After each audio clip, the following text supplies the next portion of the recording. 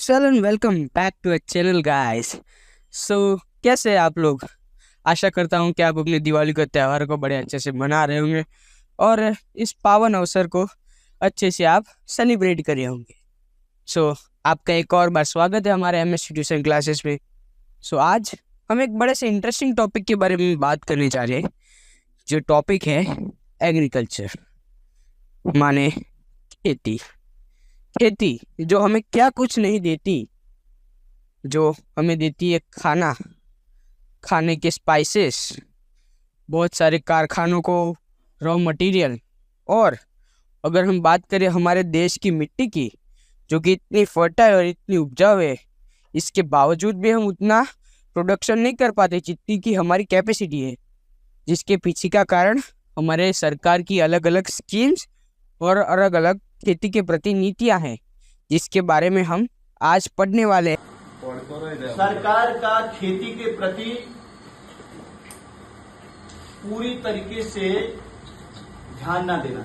हमारा देश कैसा देश है? खेती वाला देश है।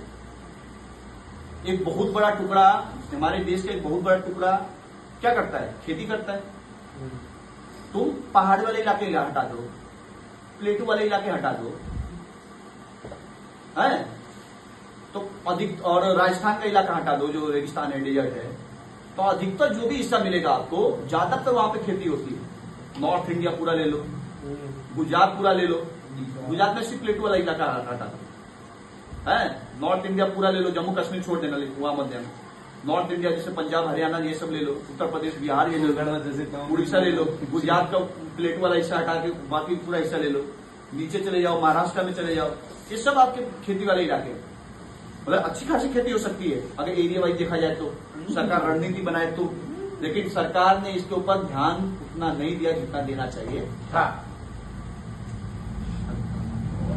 अगर मैं, एक बहुत बड़े विद्वान ने कहा है, एक बहुत बड़े विद्वान ने कहा है कि अगर, विद्वान का नाम शायद से अब्राहम लिंकन है, मुझे याद नहीं आ रहा नाम, ऐसा श्लोक हो गया। एक बहुत बड़े विद्वान ने कहा है कि अगर आप मुझे कोई हथियार दो और मुझे 100 घंटे दो कि एक पेड़ को काटना है, तो मैं 99 घंटे ना अपने हथियार को ना शार्प करूंगा। 99 घंटे में अपने हथियार को क्या करूंगा? उसमें धार दूंगा और 1 घंटे में पेड़ को काट के रख दूंगा। तो हमारी, मतलब कहने का मतलब है, जो आपके पास है उसको आप क्या बनाओगे? ताकतवर बनाओगे।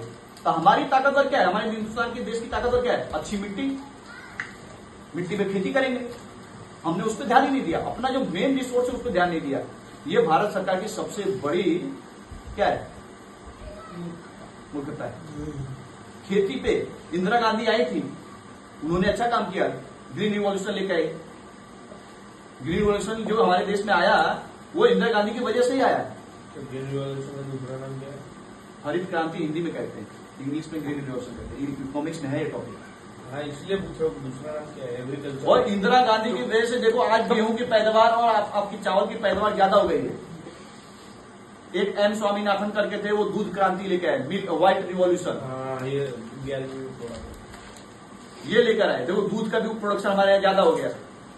और भाई एक बार करने से नहीं होगा ना। 1960 में आया था ये हरित क्रांति, आज 2025 चल रहा है। दूसरी तीसरी, अभी तक तो तीसरी चौथी हरित क्रांति हो जानी चाहिए थी, ग्रीन रिवॉल्यूशन, लेकिन नहीं करते हैं।